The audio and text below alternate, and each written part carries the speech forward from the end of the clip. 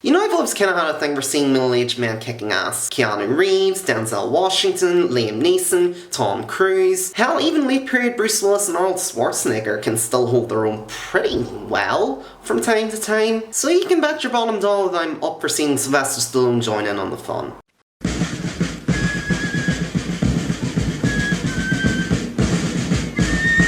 Hi, I'm Danny Quinn, and welcome to another episode of First Impressions. On today's episode, Sylvester Stallone draws last blood as he returns to the role of Rambo. The movie sees John Rambo, once again played by Sylvester Stallone, living on his ranch alongside his friend Maria Beltran, played by Adriana Barraza, and her granddaughter Gabriella, played by Yvette Monreal, whom he has raised as his adoptive daughter. However, their peaceful existence is shattered once Gabriella attempts to find her biological father and winds up being abducted by a Mexican cartel and forced into prostitution, and now it's up to Rambo to rescue her and punish those responsible. Okay, so this new Rambo movie has been getting quite the battering from film critics, which isn't really all that surprising. Aside from the first film, the Rambo movies have generally been panned by critics all across the board, and I think most of us generally enjoy them in spite of their over-the-top, cartoonish, and laughably jingoistic nature. The first movie is about as far removed from the sequels as you can get, and is arguably all the better for it. It's a much more character-based action movie, telling the story of a man who's been left with nothing upon returning from Vietnam, and whose humanity is gradually taken away from him as a result of a town's self-righteous police force. It's probably one of the only action movies of its era where you can see the main protagonist break down and cry at the end. And compared to many of its contemporaries, First Blood is a very deconstructive and subversive take on the typical one-man army trope, something which the sequels would play 110% straight. The newest film as a whole plays very much like a film of two halves. The first half is a much slower, almost character-driven piece devoted to Rambo's new life on the ranch. He's finally found some semblance of peace and happiness in the form of Maria and her granddaughter, Gabriella. Although his experiences in Nam do still haunt him, and it's made quite clear throughout the film that he still suffers from PTSD. It almost feels like this movie is trying to be like the Logan of the series, which, if you ask me, isn't a bad idea at all. I mean, audiences have grown up and have identified with the character and have connected with the character in the same way that they would have with Hugh Jackman's Wolverine, or even the character of Mad Max. And indeed, the first 20 minutes, I think they do a really solid job in setting up Rambo's life and getting you invested in his relatively peaceful existence. And once Gabriella ends up going to Mexico to find her father, it naturally doesn't end too well. She's abducted by a Mexican cartel who drug her and force her into prostitution. And for me, this is probably the most difficult aspect of the film to talk about, because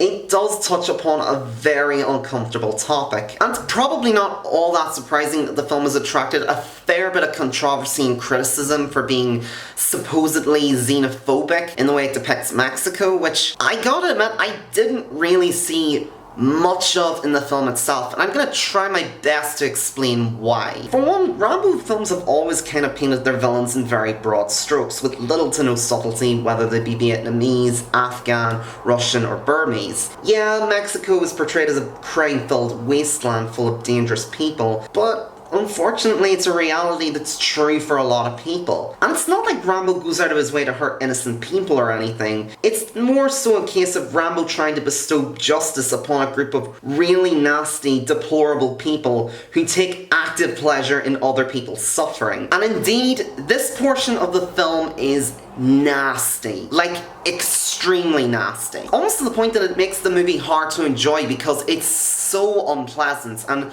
much of the cruelty that is bestowed upon the character Gabriella. And even if it is easy to sort of lambaste her for ignoring her adopted father's advice and going down to Mexico, it's hard not to feel sorry for her. And it's also kind of hard not to feel bad for Rambo in this installment, because as I said, it's about him finding peace and having that peace very cruelly taken away from him. And he goes to so much trouble to try and rescue Gabriella, and yet it just goes wrong in the worst possible way. You think he's just gonna go in and rescue her and then blow up half of Mexico while he does it, but that never really happens. Instead, he gets beaten half to death and has to be nursed back to health. And the way that they sort of cross-cut this with Gabriella's own suffering is very surprisingly effective. Although the subsequent scenes where he goes to a brothel and slays all of the sex traffickers one by one like some indestructible superhero does kinda undermine this a wee bit. And that's kinda my issue with the film overall. It's very unsure of what it's trying to be, because it's very much trying to be like a slow burner, really somber character piece like the first movie, but also trying to be a crowd-pleasing action film like the sequels are to a certain extent. And it does both aspects pretty well, but they do clash as opposed to complement each other a lot of the time. And it's so all over the place that most of the film's attempts at pathos and genuine drama don't really have the punch that they probably should, even if they are largely very effective. And I know most of us generally enjoy the Rambo movies as dumb fun, and don't really go in expecting much else outside of Sly being a badass. And if you're one of those people going into this movie with that mindset, you'll definitely get that in spades. But do be aware, the entire middle act of this film is really unpleasant. I think it will probably leave a bit of a bad taste in some people's mouths. The film, however, does climax quite strongly with this very entertaining finale where Rambo goes back to his ranch and sets up all these booby traps for the bad guys and goes all out guerrilla style, which sort of feels like him going back to his roots as a guerrilla combat fighter, sort of like in the first movie, only amped up to 11. Even though I'm very tempted to critique this since it feels like a hard R version of Home Alone, and the finale also brings to mind the likes of Skyfall, since both movies involve the hero fighting the bad guys on his own turf and using booby traps to take them down. But at the same time,